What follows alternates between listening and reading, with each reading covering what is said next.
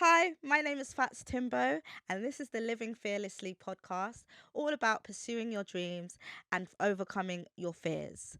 Each week, I'm going to have an amazing guest where we talk about how they overcome their fears, the fears they are yet to face, and the tools that help them do so.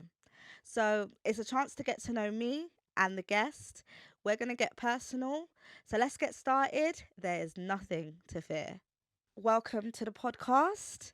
This is the Living Fearlessly podcast, inspired by my book, 10 Commandments to Living Life Fearlessly, Main Character Energy. And we have a special guest on our show. She is a 9-time world champion, 2-time Olympic champion, and she's an all round badass. She is Victoria Pendleton. Thank you. Yes. That's a lovely intro. Thank you. I'm good for intros. I think I'm all right. It's amazing having you on as well. You are literally an icon, and I think you inspire a lot of women out there, especially the fact that sports is known for being like a male dominating activity, but you you literally kick it in the ass like yeah, amazing. Thank you. I mean, that's a huge compliment. So thank you. I think I've always been someone who's kind of worn their heart on their sleeve, but that hasn't meant that I'm not going to still go out there and win it. So it's, yeah, I think I've found a balance between being who I am and still being successful. Amazing. Yeah. And you've been extremely successful. Like, wow, I love it. And it's very inspiring. So, in my book, we have 10 commandments, and we're going to go through each and every one of them and see your perspective on each of them.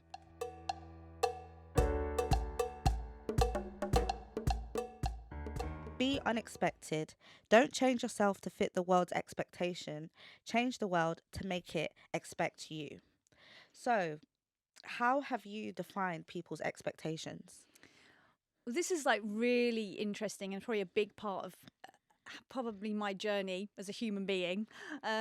I have always been someone who's been very amenable, eager to please. You know, when I was growing up, I was like, wanted to be quiet, don't notice me, I don't want to offend you, like really kind of super polite. And at times I know that I definitely was it was more important to make other people happy than it was to make me happy. So kind of always trying to be everything everybody wants you to be. Really? And it's just exhausting. It's really quite exhausting. And it's not really sustainable either. But it's probably taken a long while for me to sort of get to a point where it's like, actually, I'm okay with not necessarily fitting the norm in the way in the things I do and the way I behave. And one of the first things and probably most significant things in my career and life was the fact that I was always super open about my personal, like mental struggles with expectation and performance at the highest level, and very open about how difficult it was. And I was super criticised by the people in my team for like, you shouldn't show weakness. And I was like, but I'm still going to go out there and win it. I'm allowed to say that it's hard and I feel vulnerable at times. And sometimes, I just want to go home and cry. But that doesn't mean I'm not going to turn up on the start line and give it my all. So it's like, why do I have to be kind of dishonest about the way it makes me feel in order to fit what you think an athlete should be? And I think for me, being like, it meant a lot to me. And I'd get very emotional about things and I'd put my heart and soul, as I said, wear my heart on my sleeve. And that was my strength because that's where I drew that energy from. Because, like, I don't want to lose this. Yes. Like it had to mean something for me to really go there. But yeah, that was always like, oh, you shouldn't say that. Oh, people think you're weak. Oh my gosh. So it was like people didn't want you to show your weaknesses to others. But I guess that's how people can relate to you because we all go through struggles. Yeah, we all come up against things in life and go, oh my goodness, how on earth am I going to deal with this, and have sleepless nights and feel anxiety and sort of stressed out about everything. It's normal. And we do put massive goals. We have such huge expectations of what we want to achieve in life, and it's not always that straightforward. Stuff is in the way you have to sort of deal with and get around. And I think we don't always go in there and do it in a superhero manner where we just kind of get through and everything's brilliant and we save the day. Sometimes it really sucks. It really does. And you go to sometimes. very low places to dig your way out. But I think that's one of the things about being human. And I don't think that after I got that criticism, it just made me more passionate about being honest. Right. Because this is me. So why should I try and be anything else? I love that. That touched my heart there. Did it? Yeah, because I feel like if you try to be something else, it's not going to last long, because you can only be you at the end of the day. For me, it was modeling. It was talking to people about my struggles and being an advocate. And I'm so interested to know, how did you start cycling? How did the idea of cycling and being like a world champion and competing come about? Well, the weird thing is, it's not like I was a child going, I'm going to be on the Olympics one day. Like, I never had that dream. In fact, I thought I really sucked at most things. And so I just desperately wanted to be good at something. Right. And I didn't know what that something was. And sport was the thing that really clicked for me, because it was, for me, the more effort you put in, the more you get out. And my dad was a very keen cyclist, and I'd watched him compete. Some of my earliest memories are watching him race domestically in the UK. So it was inevitable, really, because as a family, we did a lot of cycling as a hobby. And I remember going into school and the PE teacher going, so what did you do this weekend? And I was like, I rode 50 miles. And they don't you mean 15? I was like, no, 50. Yes. I think they thought I was lying. Oh my God. But, I was already naturally doing a lot of physical activity, more than most kids my age. So then I excelled at sport at school, and it was the one thing that gave me strength. But then I was like, what's the use in being good at PE? Come on. Right. Because I never saw it growing up, that there was a career as a sportswoman as an opportunity for me. There were boys being encouraged to try out for the county cricket team or whatever, the football squad. But as a woman, I was a bit like, yeah, this is great, but, there's no representation. No, do I become a PE teacher? Like, what do I, and the women that I was looking up to at the time, growing up with Denise Lewis and Sally Gunnell and those track and field athletes, but this is still a long way away from what I was doing. But there wasn't really an opportunity, I didn't think, for me to do that as a career. I never dreamed it would happen. And in fact, everyone asked me, when did you realise that you were going to be like the best? And I was like, the first time I became world champion, I thought, yeah, actually, I think I deserve to be here. But it took that long. Yes, I love that. It took that pinnacle moment to make you realise, okay, yeah, maybe I'm good at this after all. They weren't wrong about me. Yeah, I've got some talent. Oh my gosh. But it wasn't that's like amazing. An overwhelming confidence growing up that I'm going to achieve this at every stage. I was going to say, before I achieved anything. Throughout my entire career, I always doubted myself. You've always doubted yourself? Yeah. Well, there was no need for the doubt. 'Cause look at where you are today. Yeah. I guess everyone has doubt, and that's going to go into one of the other commandments. Okay. So, yeah.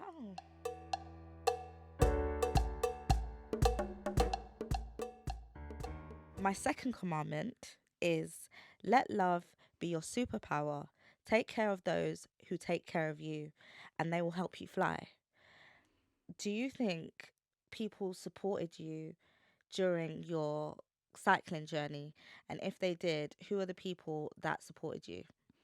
Oh, I mean, even just thinking about how I'm going to respond to that makes me feel emotional. Like, I'm very lucky to have a very supportive family. My brothers and sisters have always been there for me, and my mum and dad too. And some of my school friends, I'm still really close to people that I grew up with before I was anyone special, and they're the people that I really rely on, and they've always kept me grounded and supported me and picked me up. And I've always said, sorry, I hope there's a chance I can repay you one day for everything you gave me, because being an athlete can be very lonely, very kind of, make a lot of sacrifices. You miss out on a lot of life growing up. And I always felt immensely guilty, like I wasn't a good friend in return quite often, or a good sibling in return. So I've tried to make up for it in retirement by sort of, giving more back into those relationships. So I'm very, very lucky to have some lovely people around me.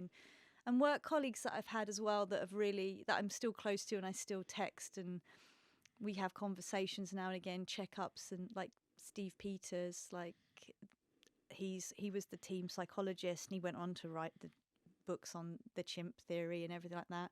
And he's such a good guy. And you know, when you sometimes meet someone and they just give you an overwhelming sense of generosity and support. Right. Yeah. And that is something that is just magical. And I will always be grateful for, you know, everything he's done to help me.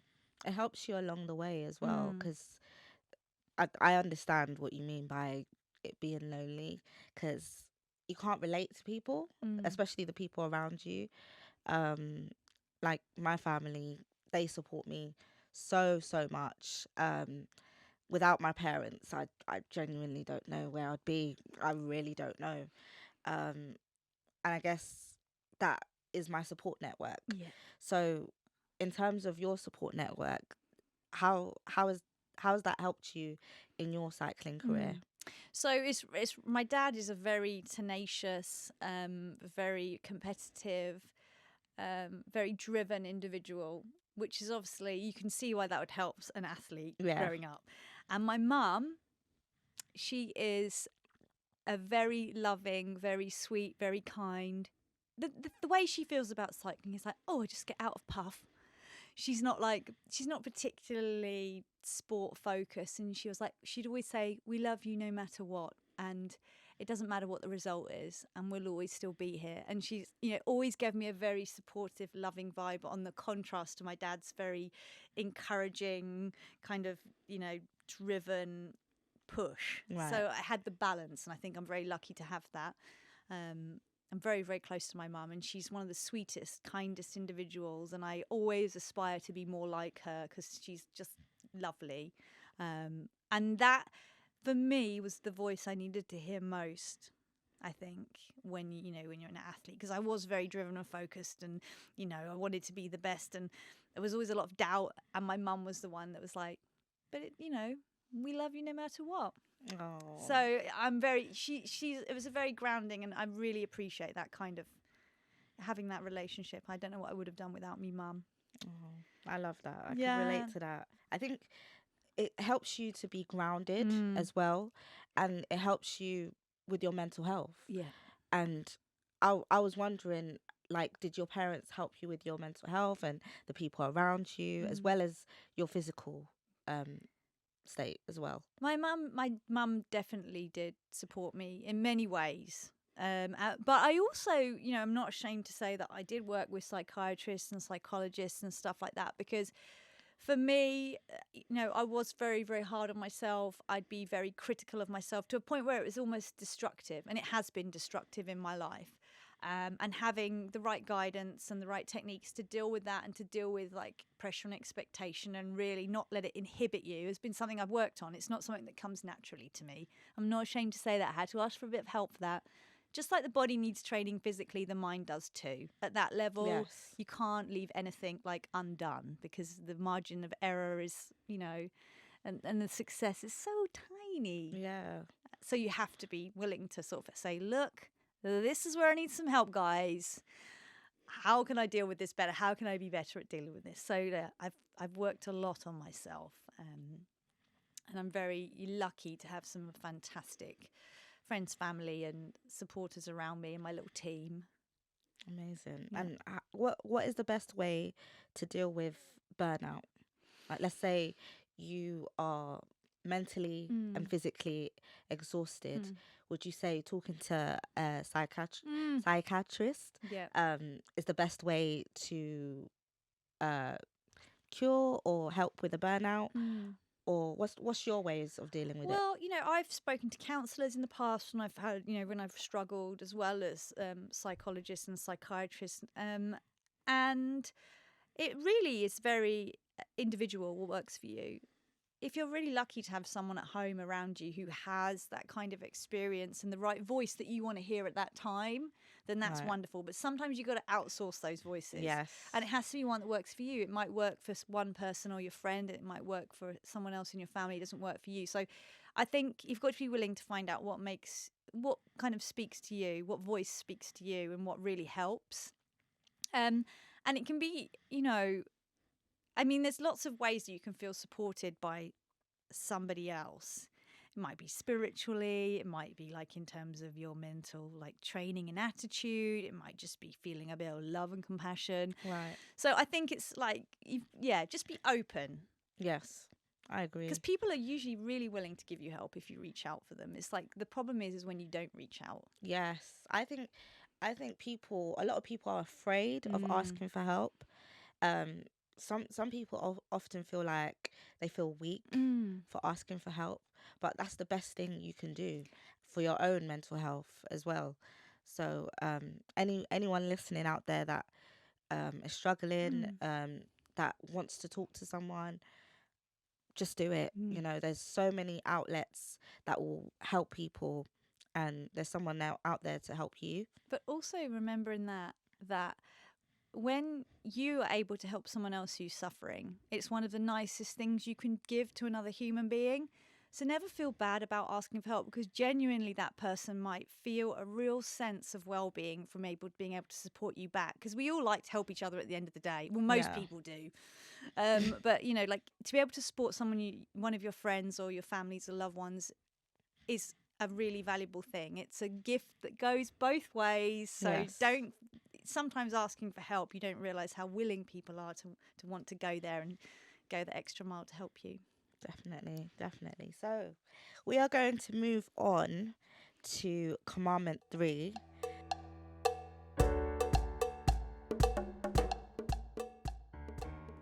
Rise above. Every great thing was at one point new and different. Those that fear their own difference will want to point out yours. So if you want to be great, you're going to have to rise above. So haters feel your fear.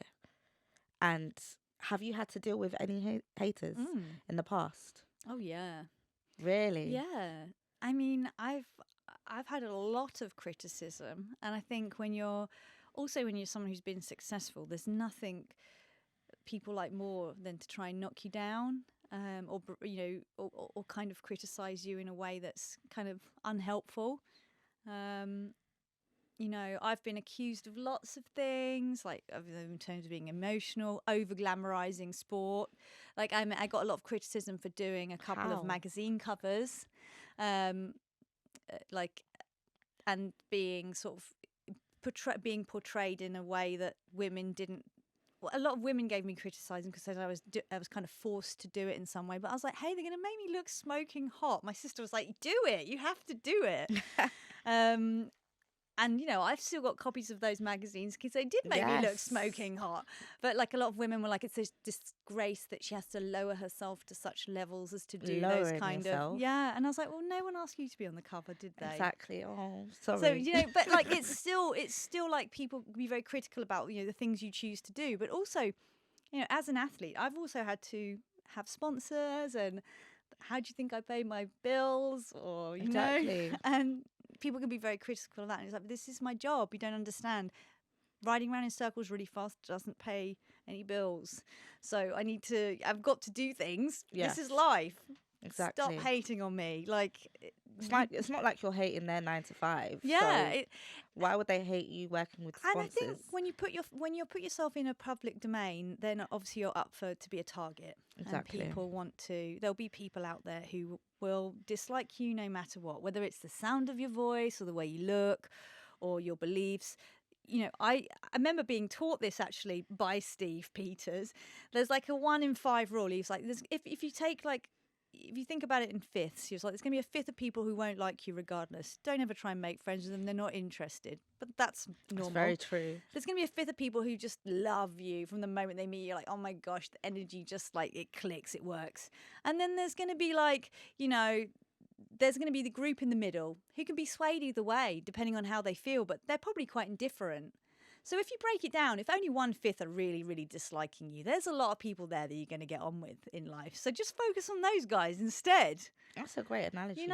It's true. Some people, you'll never please them. There's nothing you can do, and that's okay. But that's why we all have different tastes and we like different things about different people. I guess that's being human, but it's okay. It's okay for people not to to love you, like you, or want to say nice things about you. I feel sad if you go out of your way to be nasty. I know. I feel terrible about people that comment on my stuff as well. Like they comment on my videos, my pictures, and it's come to a point where I've filtered some of the actual comments that they might say. So like, let's say frequent things. There was one video that where I did look like the Grinch. After a while, I got tired of people calling me the Grinch, so I filtered that word and I never see it again.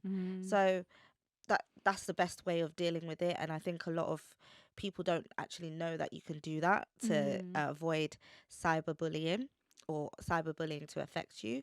So do you ever get any online hate or Yeah, people coming I across your have page? done. Yeah, Really? I have done. Yeah. As there's been a few harsh edits of things I've been involved with over the years on the television, and some of it was really, super unfair, to a point where I was wrongly accused of having some sort of quite awful like behavior, and I was like, that is a really cruel edit, and I'm not that kind of person, and it was really hurtful. Um, People like people who want to look for something to dislike Yeah. about you grab onto it and run with it. But it is very hurtful when people maliciously do that. And like sometimes I would have like in the tabloids they'd say stuff that wasn't true as well, and you think all the people out there who do think it's true, and it's like, no, it's entertainment, it's Yeah. not real. But Not real. it still hurts when people judge you like that Yeah. wrongly, without getting to know you, without really wanting to know you or getting to know you. It is hurtful. It can make you Definitely. feel pretty rubbish. Yeah. I agree. And that's the commandment of my book, to rise above the haters, because at the end of the day, when we rise above, we are doing better than them. I guess the fact that they do hate, they have something within themselves where they're insecure, they want to deflect, and they want to hate on somebody that's doing better than them. Yeah. So Well, I can't tell you how many times I've been told that I wouldn't be successful at being an athlete. at the beginning, Oh yeah, I was too small, I was too puny. I didn't have enough. I didn't have the mentality to be a champion. Apparently, I was told age 16 by a gentleman who worked in sports psychology. So people have looked at me and thought, you're the wrong shape. You're not muscly enough. You're not this. You're not that. You're too girly. All these things, and constantly throwing that. Didn't have that many people, apart from my dad, who obviously has to say that he thought I had potential. It took a long while for me to sort of really hear any other voices than ones that saying you probably won't succeed. And I even had a coach when I joined the GB squad. Like, there was a coach who said that he didn't think I had what it took, and he was going to find me very annoying, and he did everything he could to avoid spending time on me coaching because he thought he was wasting his time. wow, And actually, when I became a triple world champion, he shook my hand and said he was wrong about me, and I appreciate that. Like, he came over and said, you exceeded my expectations, and congratulations, and I'm sorry. And that meant a lot to me. But at the time, it was like a dagger. I was like, oh gosh, oh my I gosh, can't believe you're willing to try and help me because you think it's a waste of your time and expertise.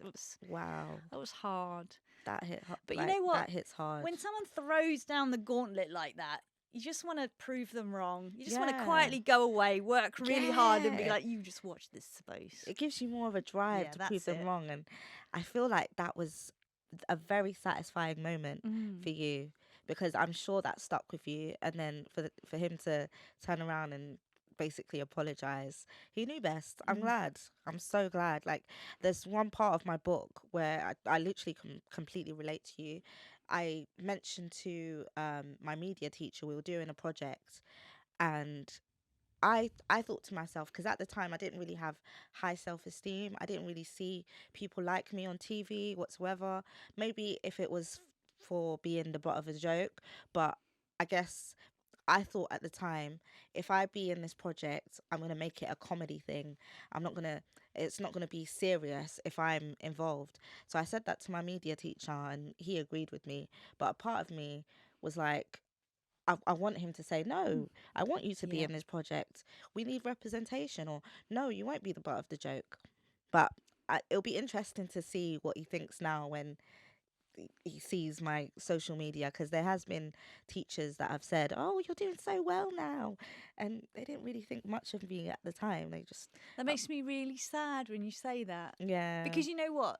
Somebody with maybe a fraction less drive than you may well have been put in that box and stayed there. And that makes me really sad. yeah, Someone who didn't think, didn't quite have enough strength or, drive to say, I'm going to do this. I'm going to rise above it. I'm going to be better than you can possibly imagine.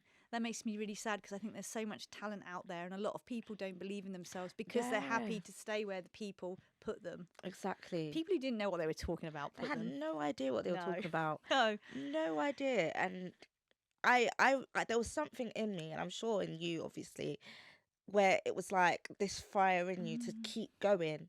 So this goes into Commandment 4.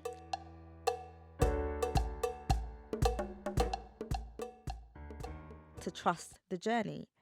The path to your dreams will at first seem so long, but if you learn to love the journey, then you will never get tired. How did you stay in the moment during those really tough training periods?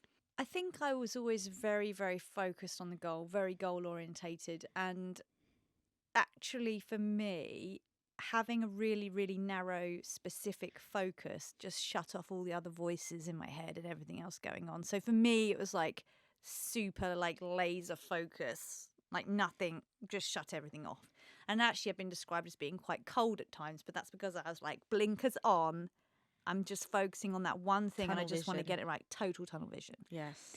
And going to every degree to make sure that I'm doing as much as I can every moment, because if I don't, then there will be a girl from another country who's going to get up in the start line next to me and she's going to beat me, and I don't want that. And I want to like do everything I can in this moment, because I also know my career is very, very short and it could be over in the blink of an eye. So I need to focus all my energy right now with no distractions. And that's, and I really enjoy being in that very, very straightforward, there's my program, these are the efforts I'm going to do, am I doing everything to the best of my ability today? Yes, because that's what gives me confidence. Right. So I could turn up on the start line and go, have I done every training session I planned to do to the best of my ability given the situation that I was in? Obviously you have injuries and illness, but have I done that? Yes. Right, I'm ready. So for me, that's really how I get through it, was just pure tunnel vision. And that helps you to win. Yeah, it's not, after being an athlete, it's obviously not quite as easy to function in daily life like that. And what are the best parts of training, and what do you enjoy most about doing cycling? Oh, well, when I was training, I mean, I really loved training, mostly because it was almost like you could just write a list of things and you just tick them off. Like, I'm going to do that. And like in the gym, like this weight and then this weight and then this weight. And then everything's you can put it on a graph very easily. I mean, if you go in the gym and lift 2.5 kg more than you've ever lifted before, it's an improvement. It's a physical action improvement that you've just seen. You put it on the barbell and you think, I've never cleaned this before. And you do it and you're like, yes. Yeah. It's just like, it's almost like it's just plotting your success in a really easy, obvious way. And the same with times on the track. Like, I'd always keep my data like logged and know exactly what I was doing, so that the numbers gave me confidence. Right. So I loved training because it was quantifying my improvement. Yes. I loved it. The competition bit was the hard bit, but the training, knowing what you're going to do every day, getting up and doing it, brilliant. I miss that life. Like, Really? That regimented, organised, planned. I love that. Definitely thrive in that environment. Was it something you had to learn to enjoy, or you've always enjoyed it? No, I really like that having that plan. I just really love having a plan. Yeah. It helps to enjoy it as well, because you never get tired. No, but you also have the ability to look at what you've achieved. If you've got a plan and you've fulfilled everything on it, you're like, that is a win. There we are. So I'm definitely someone who likes a routine and likes and obviously I'm very good at doing repetitive tasks, just riding around in circles, like laps and laps and laps. I don't get bored easily. I'm quite, like I'm someone who can do that over and over and over Do you and listen over to again. music whilst you Sometimes cycle? on the track, no. On like if we're on a static bike in the gym or in the erg, yeah. But yeah, just repetitive tasks. I'm down with that. I love that. I love that. I think that reminds me of when I was an accountant. Yes, I used to be an accountant in my past life. And that's all about repetitive tasks and very boring ones, in fact. But it's solving problems, isn't it? Yeah. My sister used to be an accountant. My dad was an accountant for us, so I know all about that. Yes. Yeah. I secretly I got a first class in it, so I must love it. I must love You're good it. at you've got a skill for it. Yeah, I've got Problem a skill for solving. it. Problem solving and doing the task again and again. If I've got it, if I've solved it once, I can solve it again and a million times over. So Yeah. yeah, I know what you mean by that. We're going to head to Commandment 5.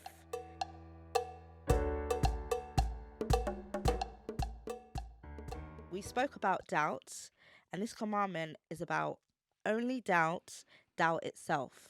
The words I can't only become true.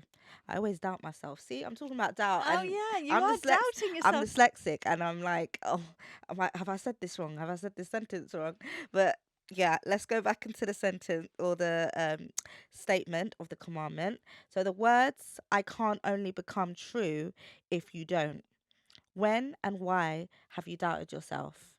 What did you do to overcome these doubts? I have doubted myself my entire life, which I don't know why. I'm just not a naturally very confident person. My success has allowed me to believe more in myself, Right. but as mentioned before, like very early in my career, I had a lot of people saying it's not, you're not what we're looking for. We don't think you'll be successful at this. And then, when you're tired and you've been, you're training, you're physically and mentally depleted, and the doubt does start to be a little bit louder, and you start questioning whether those voices, those words are true, or it's tough. I think you have to just kind of have to step back and just look at the facts at the end of the day, Right. break it down to that, and look at where you're at and almost get perspective, like helicopter out of the situation, look down and go, right, I see what's going on right now, right here, and go back in. But I think that's an age and experience thing in so many ways. Like when you're young, it's so hard not to be doubtful. I mean, as a teenager, I spent my whole time worrying. I don't want to be a warrior. Honestly. I want to be a warrior, like Yes. with a shield and a sword. But I used to spend so much time worrying about everything, And it's, when you're at school and exams and oh my gosh, everything is just being a teenager. It's it's hard. horrible. People say school's the best year of their life. Rubbish. Not for me. In terms of, I guess, freedom. No. Sometimes I look back and it's because we have hindsight as an adult. Yeah. I think that's what it is. Yeah. Because you realise, wow, like I didn't really need to worry. All I needed to do was put my head down and study and have fun with my friends. Yeah. That's about it. But it's so strange. It is. It's a horrible thing, and actually it's probably more of a feminine quality. I feel like I worried a lot more than my twin brother ever worried. He was dead chilled out the whole time about everything. He was like, yeah, whatever, I'm not really going to revise. I'm still going to pass. But yeah, and I'll be like, I'm studying. How many hours? I need to do more. I can't do this. But, I spent, he's like, we're like yin and yang. It's really funny. Like, although we are twins, he is super laid back and I'm like highly strung. But yeah, he never seemed to worry, but I worried a lot. I still worry a lot. I think I just manage it a lot better. Yeah. That's what it is. It's about managing those doubts and also talking to yourself as well positively, because those intrusive thoughts sometimes they be talking, honestly. and I think it's about talking to yourself and saying, I think that's an unreasonable thought, or no, Yeah. or okay, I might consider this as a something to look for in like doubt wise. So yeah, I definitely think that's something I do as like as a grown up. I'm not particularly grown up, to be honest. I'm a bit like Peter Pan. But anyway, I kind of do say, like, thank you for that suggestion, but you know what, it's not very helpful, so I'm just going to let that go right now. yes, I think have more belief in what you do have going on and like your positive points and stuff like that, and you respect that more. But I think it's hard to see when you're younger. that's good. Yeah.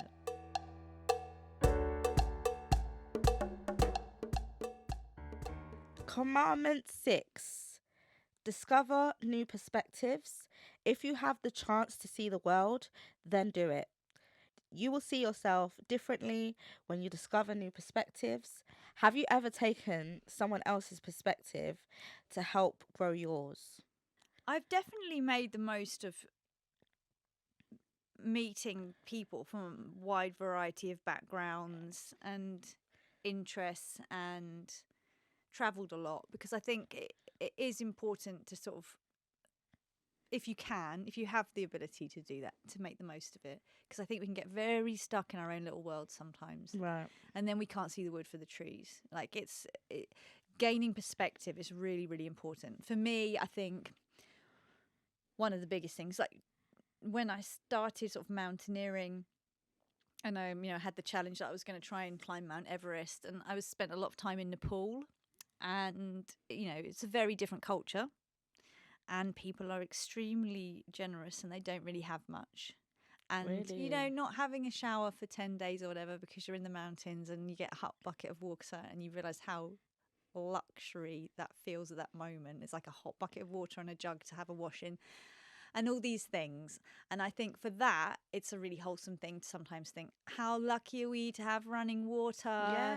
How lucky am I that I can have a hot meal very easily, that I can, have the freedom to have all these things at my disposal? Very, very lucky, very, very fortunate. And I think probably traveling and going to places that perhaps give you a little bit of a different cultural experience is important. Yeah, it helps you put things in perspective as Definitely, well. definitely. Like, gosh, honestly, I think that reminds me of the time when I went to Sierra Leone, and literally when I I got frustrated at how many times they kept asking me for money. And this day I was just not in a good mood, and I was just ignoring people. So I ignored a group of disabled people that were outside a restaurant I was eating at, and I just walked past them, and they said, "You're just like us." And that made me feel like, oh my God, Mm. imagine if my parents gave birth to me here. I would just be, I would be just like them, because there's no job prospects. Um, they don't have a house clearly, and well, I'm assuming they don't have a house, or the way of living is to beg. And yeah, like, we take so many things for granted.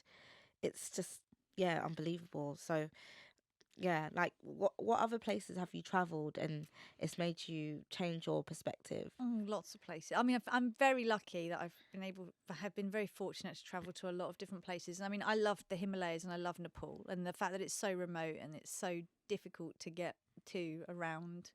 And life is hard and the weather's hard and people just seem a lot happier there. And Yeah. you're like, oh, okay, maybe you should take away something from this. People have very little, but they're willing to share everything with you. Yeah. And that's, that generosity is really, really special. I also like, for me, the one place I really like to go to is Costa Rica, and I live in the jungle with it's a really basic living situation there, and the sort of living area and kitchen is pretty much just in the jungle, and go surfing every day. And people, like, it's all pura vida, so everyone's just living and enjoying life with very little, and that makes me super happy. Like, very, Would you very say that's happy. your favorite place? Yeah, I would have to say it probably is. There's so much wildlife, Oh my and gosh. the jungle is noisy, and the ocean is incredible, and I'm very, very lucky, and I totally believe in surf therapy. So I just love that. You're selling it to me. Yeah, the I thing feel like is, that should be my next destination. I don't want to go and stay somewhere super luxury. I just want to stay somewhere really simple and appreciate life. It's okay. It's all right. We've got the pictures for that. So to look back. Okay, let's go to the next one.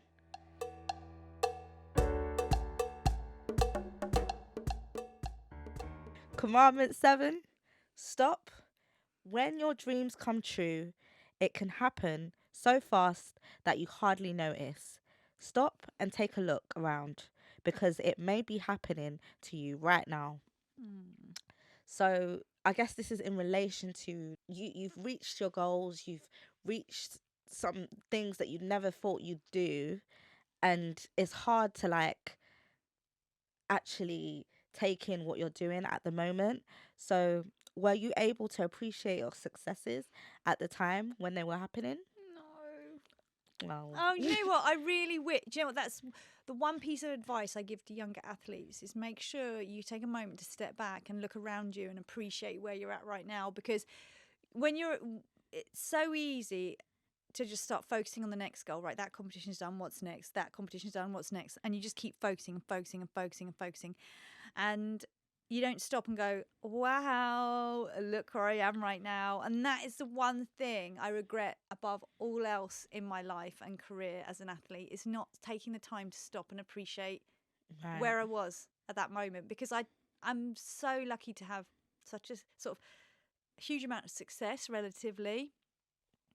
I remember the failures more, but you know, I wish everything seems so blurry in my mind when I look back because I think I was the adrenaline and the pressure and expectation of everything going on that I only took like a small amount of what was going on. I wish I'd opened my eyes and really gone, oh my word, well done you. yeah, Look where we're at. I just did that so badly. yeah. And We I work so regret hard. that. And I just feel like young people out there who is in sport, I was like, make sure at every given moment you step off and go, wow, take it in. Yes. Take it all in. I hope that with the fact that everyone has phones in their hands and cameras so readily available, we're not going back that many years, but you know, I was very reluctant to get a mobile phone. That they record memories, so at least they might have something to look back on from their point of view and appreciate. Like I wrote diaries now and again sporadically. I wish I'd written down more. I wish I'd taken more photos. Journaling is so important. Really important. Just to even like sometimes when I read a few words that I did jot down in my training diary of how I was feeling or what I was doing, it makes me chuckle just thinking back at that moment. I wish I'd done that more. Such a simple thing to do. Yeah. That's what I would say to anyone. Please do this. It's so important. Please try and appreciate your successes. We are going to move on to Commandment 8.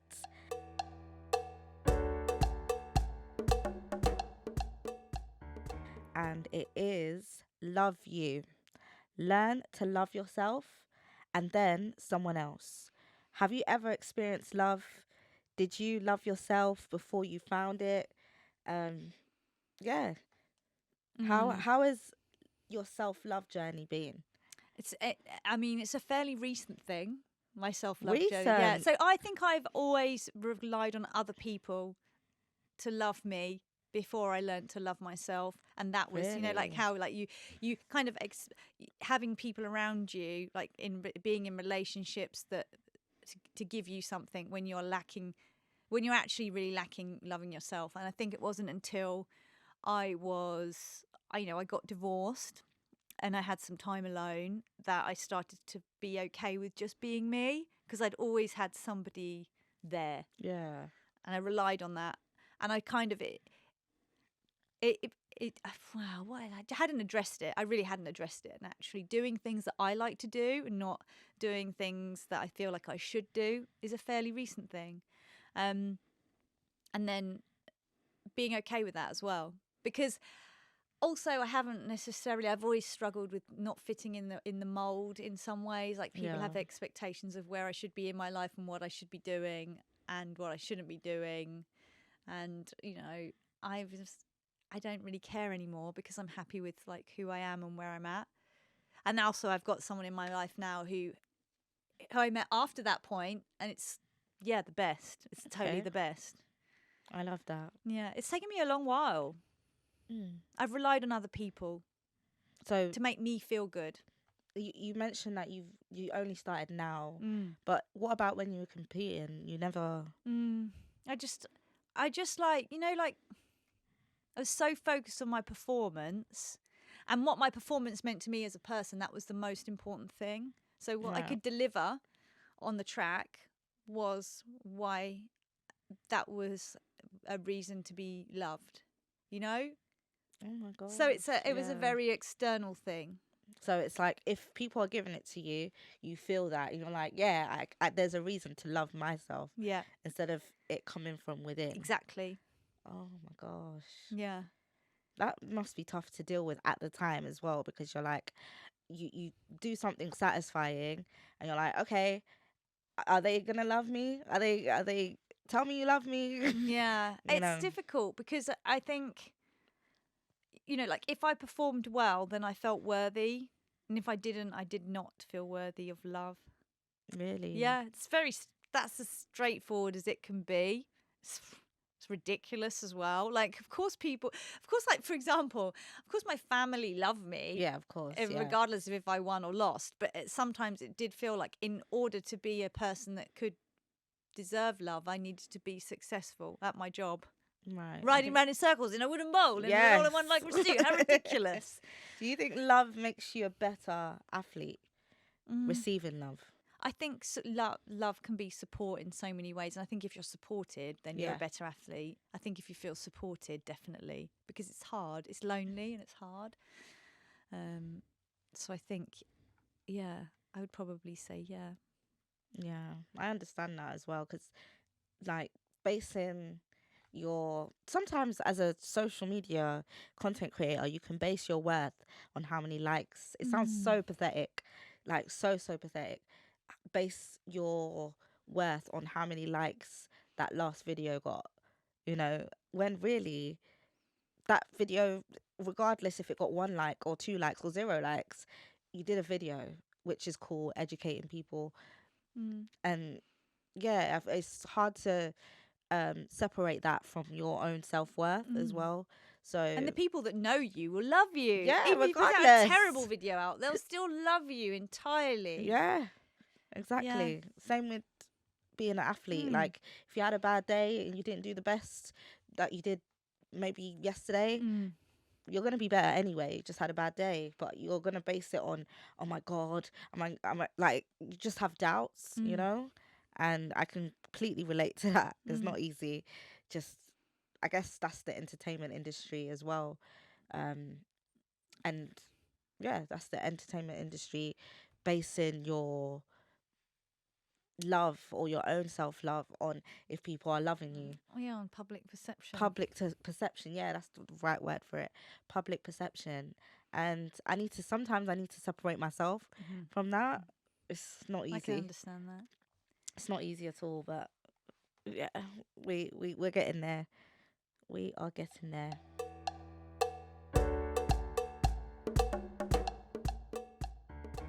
So, commandment 9. Be heard. It is hard to thrive in a world that doesn't seem to respect people like us or listen to your perspective. It is even harder to make a change. But just because it's hard doesn't mean it's not necessary. And just because they don't listen, it doesn't mean that you won't be heard. When have you been fearless enough to speak up and make a change? I have so I kind of have always been quite vocal in my opinions on things. And one of the biggest things is, as part of a team where it was 10 guys and me for a period of time, there was only one woman on the team, and that was me on the sprint squad. And I used to go into team meetings and be like, I've got an idea, and everyone would just ignore it. And I'd be like, okay, I'll just sit through these boring meetings because nobody wants to hear what I have to say anyway. And I kind of felt like I didn't have a voice for a long time. But then when I had, my profile started to improve and my results did, and people would ask me questions, I'd be quite honest and open about how I felt about them. Like, for example, there weren't equal events for men and women at the Olympics, so I was never going to be as successful as my male counterpart because I couldn't be. There was 3 events for men and only 1 for women.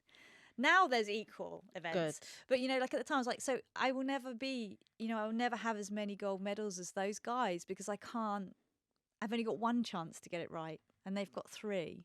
And these sort of things, and people are like, oh, it's unusual that there isn't, parity between the sexes in an event where there's absolutely no reason why not. I do the same amount of training, I go to the same competitions, and then you get like a fraction of the prize money if there is any prize money for the women. I was even told that the women's races, by the way, were only there to put gaps in between the men's races. At one stage, I was like, wow, I don't think that's quite right. And I got kind of, like a lot of people said I was very outspoken and that I was, opinionated about these things. But I was like, hang on, I don't see this as fair. So I'm going to mention it. I'm going to just bring it out there. And then I was whinging about it, obviously complaining about it. But at the end of the day, if you don't speak up and say, look, I don't think this is right, this isn't fair, then people may, be unaware. Definitely. So I think it's important to always be vocal about how you feel about these things and say. So important, because you won't be heard then. No, and you know what? There are sometimes, you do feel like people aren't listening to you, but that doesn't mean you shouldn't say it. Exactly. And to be honest with you, some people might be scared to even say something around you.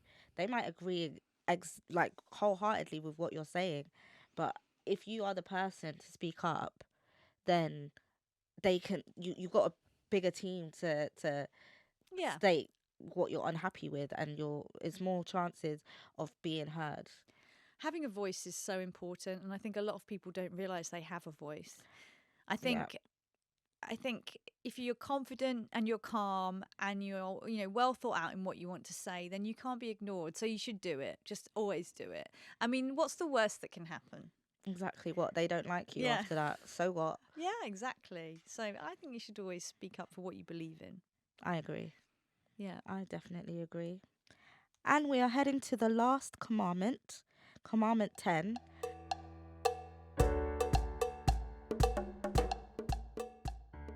Look back and then forwards, because both learning and dreaming are time well spent.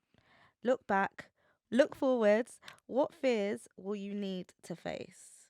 Do you stop and look back on your career much nowadays? I do. I look back on my career and feel very grateful for the opportunities that it's given me. If I hadn't had the cycling career or the success in the cycling career, there's no way I would have ever had the opportunity to become a jockey or to become a mountaineer or to ride motorcycles. These things would never have happened. So I'm very, very grateful when I look back at what I've achieved. And I do become more comfortable with the idea of being proud of my achievements as days go on. But it isn't something that, because I'm so focusing on what I could have done still, or the faults, but they are all learning experiences. And I enjoy trying new things and pushing forward. And because I don't need to prove anything, I feel like I've had a successful career. That was great. It's given me these wonderful opportunities. I don't need to be successful at them. Right. But I'm going to enjoy them and take advantage of them and learn from them and bring whatever I can from my past forward into them. Then I'm just going to carry on enjoying and not sort of holding back. Even when it came to sort of learning to ride horses and things like that, and everyone's like, you're too old to be doing that. You can't do that. It's impossible. It's too dangerous. It's this and that.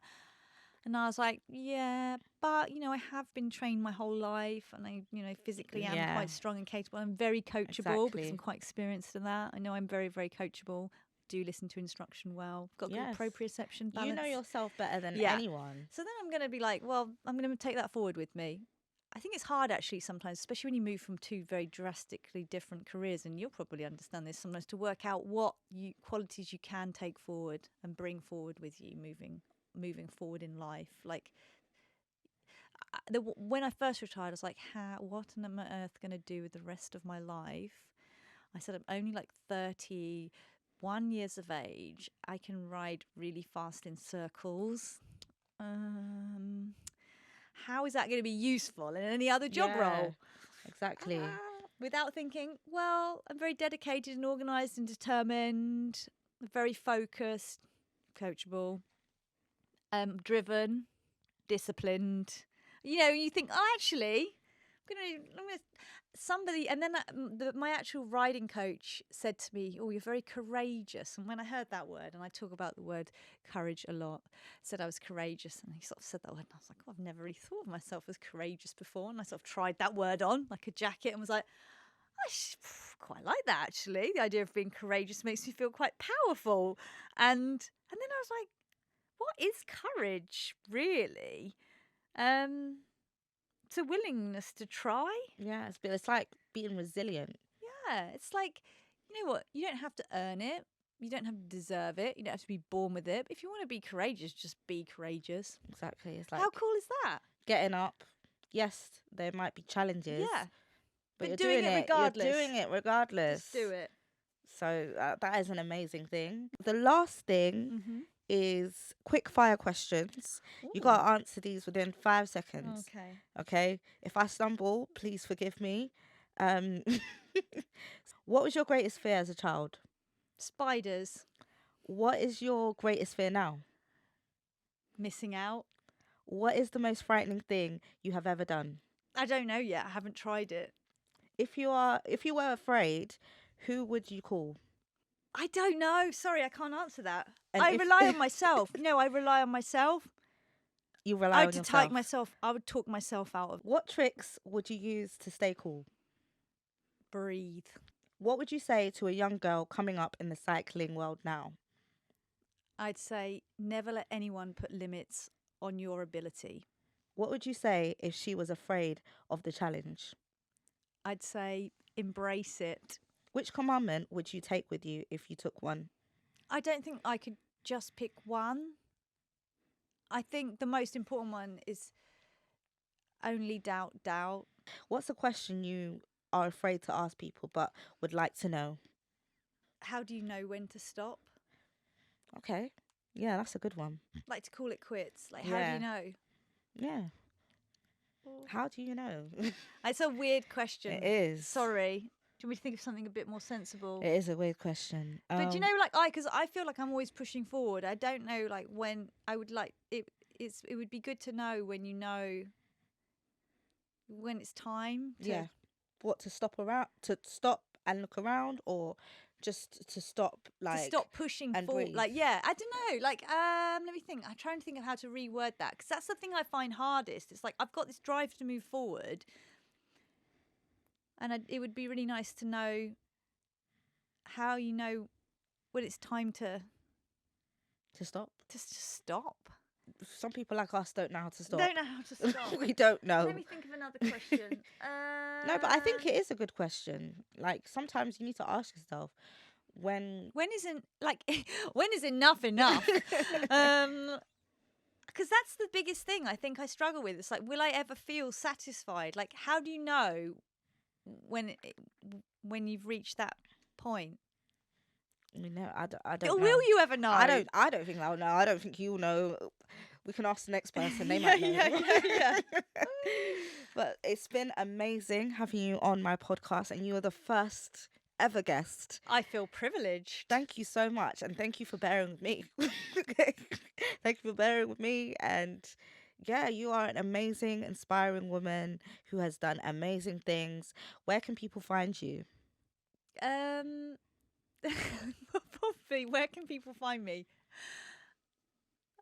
On social media? Yeah, I mean, this is almost a comical question actually, because I'm not very good at that sort of thing. So I am on Instagram. Right. Vaguely. Okay. Yeah, they're probably all laughing at me on the studio. They might catch you on Instagram or not. I'm so sorry. Do you know what? What about Twitter? Even worse. I'm even worse. I'm not even going to ask about TikTok. No, I don't even understand what it is. Okay. I'm sorry. So if you want to vaguely see her on Instagram, follow her on there. Say you're at Victoria Lou. Yes. Okay. So you can vaguely follow her on there. I promise I am going to try harder at this. Just even like today, you can say I did a podcast today. You know, just You're so so good at it, though. I don't know. I'm alright. I'm alright. I don't wanna, Oh, I'm yeah. horrible at it. No, people want to see your life. As mundane as you might think it is, people want to see your life. If you are having a coffee or that pasta, you could have showed it on your story, like and given a review. That pasta was nice. Next, you'll probably inspire the next person to get that pasta. Oh. It's literally like as easy. Well, it's not easy, but it's just, yeah. It's been amazing. I've been Fats Timbo. Thank you to my guest, Victoria. You've been amazing. And make sure you check out the next podcast because it's going to be coming fast. And make sure you buy my book, Main Character Energy 10 Commandments for Living Life Fearlessly. Thanks for listening today. It's been fun. Remember to look out for my book, Main Character Energy 10 Commandments to Living Life Fearlessly. It will be available at all good bookstores. Now,